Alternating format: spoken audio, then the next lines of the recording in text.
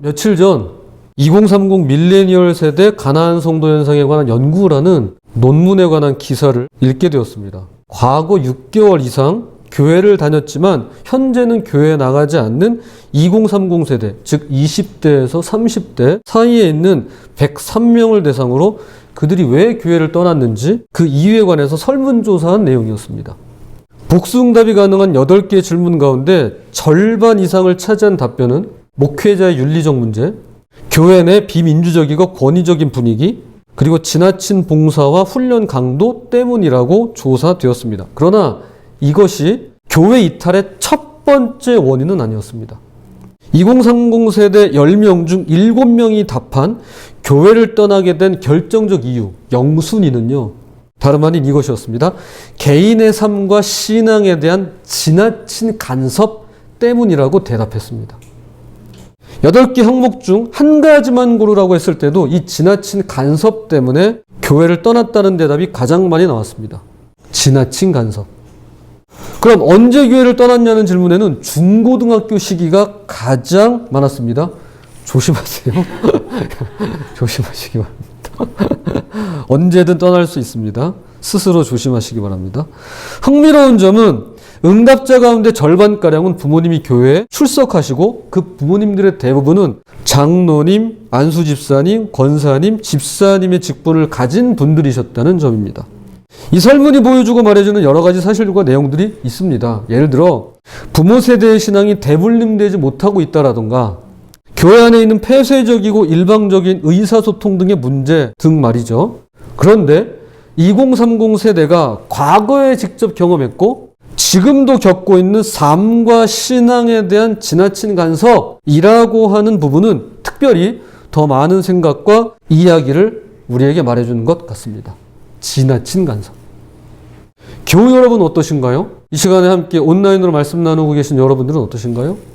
여러분 개인의 삶과 신앙에 관하여 지나치게 간섭받기를 원하시는 분이 혹시 계실까요? 애초에 그게 목회자든 성도든 개인의 삶과 신앙에 관하여 지나친 간섭을 받기 원하는 사람이 과연 있을까요? 모든 사람에게 물어보진 않았지만 아무도 없을 겁니다. 아무도 없다는데 500원 겁니다. 우리는 처음부터 누군가의 간섭을 받기 싫어하는 존재입니다. 그렇게 태어났습니다. 왜 그런 말 하잖아요. 누가 하라고 시키면 더 하기 싫어요. 그런 말 하잖아요. 어련히 내가 알아서 할 건데 간섭을 받으니까 더 하기가 싫어지는 것일 테죠. 물론 어린 자녀들, 아직 미성년자인 학생들의 경우는 보호자의 양육 아래 알맞은 간섭이 필요하고 적절한 지도를 받아야만 합니다. 이걸 지속적으로 거절하고 거부하게 된다면 결국에는 부모 자녀의 신뢰관계는 깨어지고 말겠죠. 그래서 서로의 감정이 상하지 않도록 조심스럽게 어디까지가 간섭이고 어디까지가 보호인가 서로 존중해야만 합니다. 그런데 말입니다. 개인의 삶과 신앙에 관한 지나친 간섭이 없는 그런 세상이 있다고 한번 생각해 보십시다. 내 삶과 신앙의 간섭이 사라진 세상이 왔다라고 한번 생각해 보는 겁니다. 이 시간 함께 말씀을 나누고 있는 여러분, 그리고 학생 여러분의 삶과 신앙에 대하여 아무도 간섭하지 않는 그런 세상이 왔다라고 한번 생각해 보자고요. 목회자가 성도의 삶과 신앙에 아무런 간섭을 하지 않는 그런 세상, 교회를 다니시는 부모님께서 자녀의 삶과 신앙에 관하여 단 1도 간섭하지 않는 그런 세상 말입니다. 자, 앞서 본 설문조사에 따르면 교회를 떠난 2030 세대들은 중고등학교 시절부터 부모님을 통해 그리고 목회자나 교회 어른들을 통해 자신의 삶과 신앙에 관하여 지나친 간섭을 받으며 자라왔음을 충분히 예상할 수 있습니다. 그리고 당시 드러내놓고 표현은 못했지만 이것이 불쾌하고 싫었을 테죠. 결국 교회를 떠나게 된 결정적 요인이 되었던 것입니다. 그러니 아무도 간섭하지 않는 그런 세상에서 우리가 살아간다고 한번 생각해 보자고요. 그런데 불행인지 다행인지 이미 성경에는 아무도 간섭하지 않는 그런 세상에서 살았던 사람들이 있었더랬습니다. 그들은 다니엘과 세 친구로 알려진 다니엘, 하나냐, 미사엘, 아사랴라고 하는 사람입니다. 이들이 살았던 시대와 국가에서는 기독교 신앙을 강조하고 간섭했던 목회자, 교회 어른들, 심지어는 부모님조차 안 계셨습니다. 아무도 이들에게 기독교 신앙을 강조하거나 하나님 운운하며 삶과 신앙을 간섭하지 않았더랬습니다. 이들은 어떤 면에서는 자유했습니다. 교회 나가라고 잔소리하는 부모님도 없었고, 성경 읽으라고 기도하라고 소리치는 목회자도 없었으며, 교회에서 열심히 봉사하고 신앙생활 하라고 라떼는 마리아를 시전하는 교회 어른들도 없었거든요. 그런 의미에서 이들은 자유로웠습니다. 이런 것만 놓고 보면 참 편했을 것 같아요. 매주 또는 정기적으로 출석해야 할 교회가 있는 것도 아니고, 부담스럽게 헌금을 하거나 봉사해야 할 일이 있는 것도 아니고, 봐도 이해가 안 되는 성경을 읽는다거나 해도 응답 없는 기도를 해야 한다거나 하는 것도 아니고, 시간 내기가 부담스럽고 불편한 모임이나 예배가 있는 것도 아니었고, 마음에 들지 않고 함께 신앙생활하기 껄끄러운 신앙 공동체가 있는 것도 아니었으니 어떤 면에서 보자면 참 편했을 것 같습니다. 그러나 정말 그랬을까요? 삶과 신앙에 지나친 간섭이 없었기 때문에 편하기만 했을까요? 잔소리하는 부모님도, 회개하라고 소리치는 목회자도, 하나님과 교회를 위해 충성봉사하라는 교회 어른들도 없으니 마냥 편하고 좋기만 했을까요? 이것이 오늘 우리가 읽은 본문입니다. 삶과 신앙에 지나친 간섭이 사라진 세상에서 이 다니엘, 하나냐, 미사엘, 아사랴는 어떻게 살아갈 수 있었는가라는 것입니다. 이 네 명은 고향 남유다에서 잡혀온 바벨론의 포로였습니다. 그러나 포로치고는 대우가 좋았습니다. 아니, 좋다 못해 특별했습니다. 포로 수용소로 끌려가는 대신에 바벨론의 왕실 교육을 받았으니까요. 다니엘서 1장 3절 4절입니다. 왕이 환관장 아스부나스에게 말하여 이스라엘 자손 중에서 왕족과 귀족 몇 사람 곧 흠이 없고 용모가 아름다우며 모든 지혜를 통찰하며 지식에 통달하며 학문에 익숙하여 왕궁에 설만한 소년을 데려오게 하였고 그들에게 갈대아 사람의 학문과 언어를 가르치게 하였고, 우리나라도 그랬지만 과거 왕실에서 실세 중에 하나가 환관이었습니다. 바벨론 왕 느부갓네살은 아스부나스라고 하는 환관장에게 직접 명을 내리기를 다니엘과 세 친구를 가르치게 합니다. 물론 여기에는 이 네 명만 있었던 것은 아닙니다.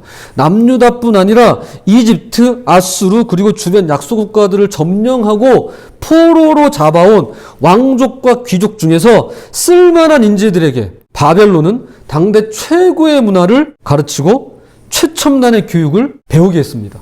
그리고 수년 뒤 바벨론의 언어와 학문과 세계관으로 무장시켜서 바벨론에 충성하는 관리로 만들어냈습니다.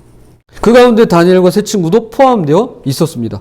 다니엘의 나이가 성경에 나와 있지 않지만 많은 유대인 학자들이 추정하기로는 15에서 17세 정도였다고 합니다. 10대 청소년이죠. 우리로 치면 중2, 3학년입니다. 중2, 3학년 나이에 포로로 끌려와 바벨론의 학문과 언어와 사상과 문화를 배운 것입니다. 그럼 이들이 배워야만 했던 바벨론의 학문이라는 게 구체적으로 뭘까요? 언어, 법, 역사 이런 것도 있었지만 특이하게도 종교, 신화, 점성술 이런 게 있었습니다. 바벨론이 섬기는 마르둑이라는 신은 반은 사람이고 반은 동물이었습니다. 바벨론에게는 종교이지만 유대인에게는 뭐라고 하죠? 우상이었습니다. 또한 점성술을 배웠는데요. 오늘날의 천문학이죠. 그런데 말이좋아 천문학이지 주로 점치는 데 사용했습니다. 왕은 언제나 국가의 대소사를 점으로 결정했습니다. 전쟁을 할까 말까, 전쟁에 나갈까 말까 등을 수시로 물었습니다. 그래서 장관들과 신하들은 모두 점치는 법을 배워야만 했습니다. 이들이 가장 많이 사용한 점수는 동물의 내장을 관찰하는 것이었습니다. 방식은 이러합니다. 알고 싶은 미래를 동물의 귀에 속삭이듯 말하고는 그 즉시 동물의 배를 갈라서 내장, 특히 간을 끄집어내 그 형태를 살펴서 미래를 점쳤습니다. 주로 양의 간을 이용해서 점을 쳤다고 알려져 있습니다. 자료에 따르면 바벨론에는 징조교과서라는 것이 있었는데요. 간의 오른쪽에 길이 있고 왼쪽에 직선의 균열이 생기고 길의 구멍이 위쪽으로 열려 있으면 신의 도움으로 적들이 포로가 되거나 후퇴하게 될 거라는 의미였다고 기록되어 있습니다. 이게 교과서였어요. 성경에는 느부갓네살 왕이 암몬족 속의 수도 라빠를 공격할지 아니면 이스라엘의 성전에 있는 예루살렘을 공격할지 그 결정하는 과정에 대해서 이렇게 기록하고 있습니다. 한 말씀을 찾아오겠습니다. 에스겔서 21장 21절 22절.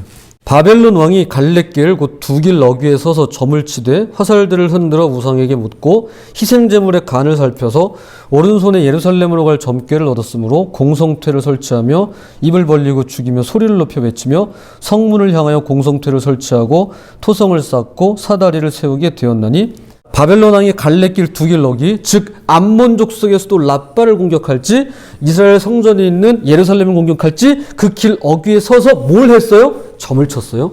첫 번째 점은 화살점이에요. 그리고 두 번째 점이 있죠. 바로 희생제물의 간을 살펴서 양의 배를 갈라 간을 끄집어내어서 그 간으로 점을 쳤습니다. 그런데 뭐라고 나왔어요? 오른쪽으로 가! 이렇게 된 거예요. 예루살렘을 공격해! 이렇게 된 겁니다. 그래서 그 간점을 쳐서 예루살렘을 공격해 함락시킨 것입니다. 이제 다니엘과 세 친구 다니엘, 하나냐, 미사엘, 아사랴 이들은요 자신의 나라를 멸망에 이르게 한 그 간점을 어떻게 해야 돼요? 배워야 되는 거예요. 이 치욕. 바벨론 사람들은 인생의 모든 비밀이 동물의 내장과 간에 있다고 굳게 믿었습니다. 내 삶과 신앙의 간섭이 사라진 이곳 바벨론에서 다니엘, 하나냐, 미사엘, 아사랴는 바벨론의 언어와 학문을 배우며 특히 점송술, 점치는 법, 간점, 자신의 나라를 멸망에 이르게 한 그 간점을 배우며 그 사회와 문화에 젖어 살아갈 수밖에 없었더랬습니다. 또한 황관장 아스부나스는 교육을 받고 있는 이 청소년들의 이름을 모두 바벨론식으로 개명시킵니다. 물론 다니엘과 세 친구도 예외가 아니었습니다.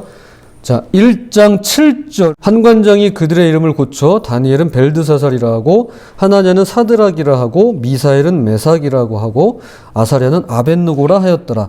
히브리어 이름에 엘, 야 이런 단어가 들어가면 이것은 하나님을 뜻합니다. 예를 들어 벳엘, 이사야, 사가리야, 예레미야 그리고 여기 다니엘, 하나냐 미사엘, 아사리야 그렇죠? 다 하나님을 이름에 품고 있습니다.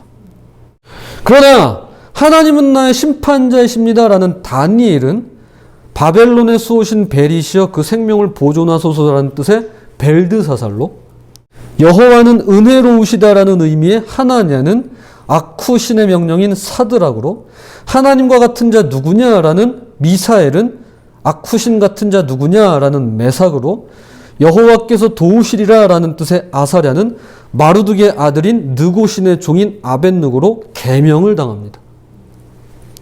우리도 일제강점기 시절 창씨 계명을 당한 일이 있었죠. 일부 일본 제국의 백성을 뜻하는 황국 신민이 되기 위한 열망을 가지고 누구보다도 앞장서서 계명을 했던 이광수라던가 박정희 같은 인물도 있습니다만 대부분의 국민들은 어쩔 수 없이 억지로 계명을 하지 않고는 생활이 불가능했던 그런 아픔의 세월이 있었습니다. 한번 생각해 보세요. 하나님의 자녀를 뜻한 이름, 하나님을 마음에 품고 이름에 품고 있는 간직하고 있는 이들의 이름이 하루아침에 마귀의 종, 우상의 보호하심으로 바뀌었습니다. 이들이 받은 충격이 얼마나 컸겠습니까? 더욱이 바벨론에 잡혀오기 전까지 유대 가정에서 4세에서 14세까지 토라를 암송하며 신앙교육을 충실히 받았던 자녀라고 한다면 그 충격이 더 컸을 테죠. 그런데 더 충격적인 사실은 다니엘, 하나냐, 미사엘, 아사랴의 학문의 경지가 올라가면 올라갈수록 남들보다 점을 잘 치면 잘 칠수록 왕의 꿈을 해몽하는 정도가 아니라 아예 꿈을 알아맞출 정도로 뛰어나면 뛰어날수록 성적이 높아지면 높아질수록 탁월해지면 탁월해질수록 누가 높임을 받고 영광을 받게 될까요? 하나님인가요? 아닙니다. 바벨론의 신이었습니다. 바벨론의 신들이 영광을 받는 것입니다. 바벨론의 우상이 높임을 받고 찬양을 받게 되었던 것입니다. 사람들이 그랬을 것 아닙니까? 벨드사살께서 왕의 꿈을 알아맞추셔서 우리 모두의 생명을 건질 수 있었습니다. 벨드사살이라는 이름의 뜻처럼 바벨론의 수호신 벨께서 우리 모두의 생명을 보존해 주셨습니다. 수호신 벨 찬양하라, 벨드사살을 높여라, 그러면서 벨드사살을 칭송했을 것 아니겠습니까? 이 아이러니 속에서 다니엘, 하나냐, 미사엘, 아사랴는 살아가야만 했습니다. 10대 청소년을 대상으로 바벨론의 언어와 학문, 종교와 문화를 배우게 하는 것을 사고의 전환으로 보자면 어려서부터 부모에게 물려받은 혈연과 집안, 형제와 가문을 잇게끔 그들의 이름을 바꾸고 계명하는 것을 신분의 전환으로 볼 수 있을 것 같습니다. 사고의 전환과 신분의 전환이 일어납니다. 지금 다니엘과 세 친구는 삶과 신앙의 간섭이 사라져버린 이 바벨론의 세상에서 사고의 전환뿐 아니라 자신의 존재 의미와 하나님 나라의 백성이라는 정체성에 도전을 받으며 신분의 전환이라는 커다란 위기 가운데 살아가고 있는 것입니다. 그런데 이게 끝이 아닙니다. 이게 다가 아니에요. 왕은 이들에게 최고의 음식을 제공하라고 명령합니다. 자, 다니엘 1장 5절입니다. 또 왕이 지정하여 그들에게 왕의 음식과 그가 마시는 포도주에서 날마다 쓸 것을 주어 3년을 기르게 하였으니 그 후에 그들은 왕 앞에 서게 될 것이라. 무려 3년간 바벨론 왕이 그가 직접 먹는 궁중 요리 일부가 바벨론의 최고 학문을 배우고 바벨론에서 새로운 신분을 얻게 될 다니엘과 하나냐, 미사엘, 아사랴를 포함한 모든 청소년들과 청년들, 같이 공부하고 같이 배우고 있는 그들에게 제공되었습니다. 먼저 새로운 가치관이 주어졌습니다. 이어서 새로운 신분이 주어졌습니다. 그리고 이제 새로운 음식이 주어지고 있습니다. 그리고 마침내 다니엘은 이 지점에서 일생일대의 중요한 결정 하나를 하게 됩니다. 지금까지 다니엘이 할 수 있었던 것은 아무것도 없었습니다. 잡혀온 것도, 끌려온 것도, 배우는 것도, 이름이 바뀌는 것도, 우상이 높임을 받는 것도, 나라가 망하는 것도, 성전이 무너지는 것도 다니엘로서는 어떻게 할 수가 없는 것들 뿐이었습니다. 그가 할 수 있는 것은 없었어요. 단 한 가지를 제외하고 말이죠. 다니엘이 할 수 있는 한 가지가 남아 있었습니다. 그리고 그는 그것을 실천에 옮깁니다. 그게 뭘까요? 그 한 가지가 도대체 뭘까요? 자결인가요? 저는요, 충분히 이들이 그런 생각을 할 수도 있었겠다라고 생각합니다. 그러나 그러지 않았습니다. 그 땅에서 그 치욕을 받고 그 수모를 당하면서도 그들은 어떻게든 살아갑니다. 그럼 뭔가요? 이들이 할 수 있었던 한 가지가 무엇인가요? 다니엘이 할 수 있었던 그 한 가지는 바로, 잘 들으세요, 뜻을 정하는 것이었습니다. 뜻을 정하는 것이었습니다. 다니엘에서 1장 8절입니다. 다니엘은 뜻을 정하여 왕의 음식과 그가 마시는 포도주로 자기를 더럽히지 아니하리라 하고 자기를 더럽히지 아니하도록 환관장에게 구하니. 다니엘은 다른 건 몰라도 이것 하나만큼은 분명했습니다. 그는 뜻을 정했어요. 그는 단순히 특정한 어떤 음식을 먹지 않겠다고 한 것이 아닙니다. 왕의 음식과 왕이 마시는 포도주가 상징하고 있는 바벨론의 권력과 위세에 굴복하거나 양심을 팔지 않기로 뜻을 정한 것이었습니다. 이것은 단지 음식의 문제가 아니에요. 왜냐하면 왕의 상에서 나오는 왕의 음식은 아주 특별한 의미를 가지고 있었기 때문입니다. 자, 말씀을 한번 찾아보겠습니다. 열왕기상 18장 19절입니다. 제가 이것을 쉬운 성경을 읽어드릴 테니까 한번 잘 들어보세요. 이세벨에게서 얻어먹고 사는 바알의 예언자 450명과 아세라의 예언자 400명도 데려오시오. 이세벨에게서 나오는 상, 이세벨의 식탁을 뭐라고 표현합니까? 이세벨에게서 얻어먹고 사는 이라고 표현합니다. 바알의 예언자들과 아세라의 예언자들은 이세벨 왕비의 상에서 나오는 음식으로 얻어먹고 살았더랬습니다. 즉 이들은 이세벨에게 붙들려서 이세벨의 눈치를 보고 그녀의 간섭을 받으며 살았던 것입니다. 마침내 다니엘은 이것을 거부하기로 뜻을 정한 것입니다.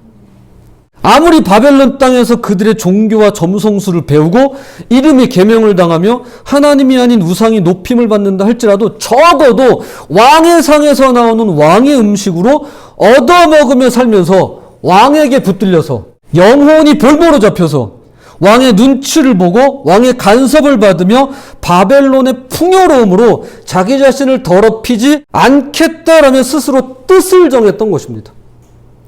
이건 단순히 음식의 문제가 아니에요. 이것은 그 시대의 풍요로움을 의미합니다. 그 시대의 부를 의미합니다. 그 시대의 안일함을 의미합니다. 세상의 부와 안일함을 의미하는 것입니다. 그러므로 내 삶과 신앙의 간섭이 모두 사라져버린 겉으로 보기엔 자유의 땅 바벨론에서 다니엘은 왕의 간섭이나 그 누구의 간섭도 아닌 누구의 간섭이요? 바로 하나님의 간섭을 친히 받고자 스스로 뜻을 정하고 있는 것입니다. 그리고 함께 잡혀온 동료들 가운데 오직 하나냐, 미사엘, 아사랴만이 다니엘과 뜻을 같이 하며 하나님의 간섭을 친히 받고자 그 뜻을 정했다라는 것입니다. 수많은 이스라엘의 포로들이 있었습니다. 남유다에서 함께 잡혀온 왕족과 귀족이 많았습니다. 그런데 그 중에 오직 다니엘과 하나냐, 미사엘, 아사랴 네 사람만이 뜻을 정했습니다. 자, 이제 말씀의 결론을 맺겠습니다. 1997년 말 시작된 IMF 외환위기 당시에 대학원을 졸업한 한 청년이 있었습니다. 이 내용은 오카는 목사님께서 살아생전에 그 교회에 다녔던 한 청년의 이야기입니다.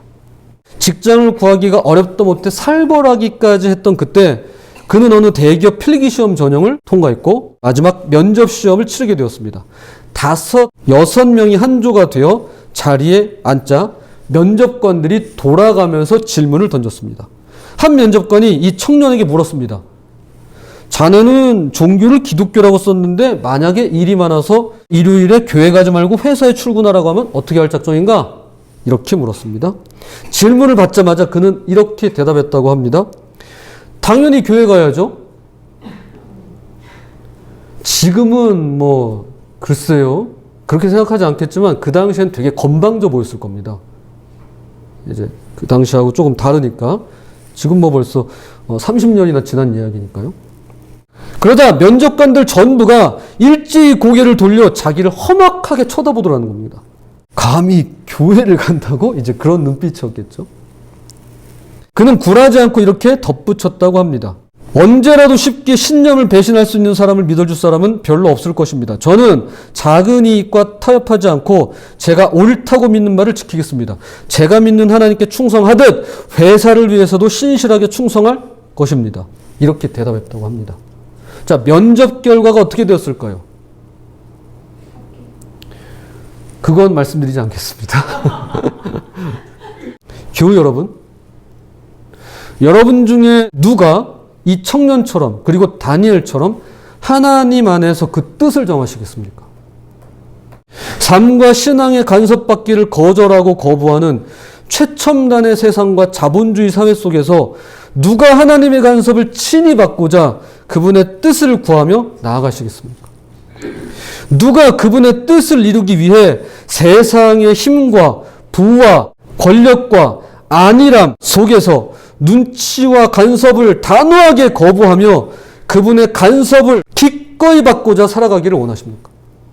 아무것도 할 수 없는 상황이라 할지라도 그분의 뜻에 맞게 뜻을 정할 수 있습니다. 그리고 간절히 그분의 뜻을 구하며 살아갈 수 있습니다. 부디 다니엘처럼 그리고 그와 함께하기로 한 하나냐, 미사엘, 아사랴처럼 스스로 뜻을 정하시기를 바랍니다. 그리고 그분의 지나친 간섭 가운데 하나님 아버지의 지나친 간섭을 기꺼이 원하며 그렇게 신앙의 성장을 이루어가시는 저와 여러분이 되시기를 주님의 이름으로 부탁을 드립니다. 자, 기도하겠습니다.